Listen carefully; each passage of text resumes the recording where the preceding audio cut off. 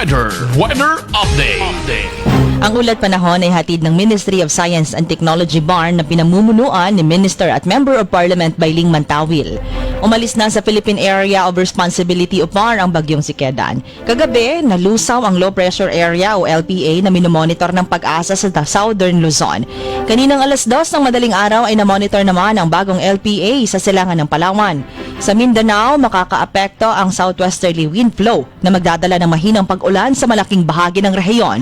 Pero mainit ang sikat ng araw sa umaga at tanghali sa Barm at Soxargen habang maulap ang himpapawid nito. Sa hapon o gabi, maaaring may mahinang pag-ulan sa Mindanao.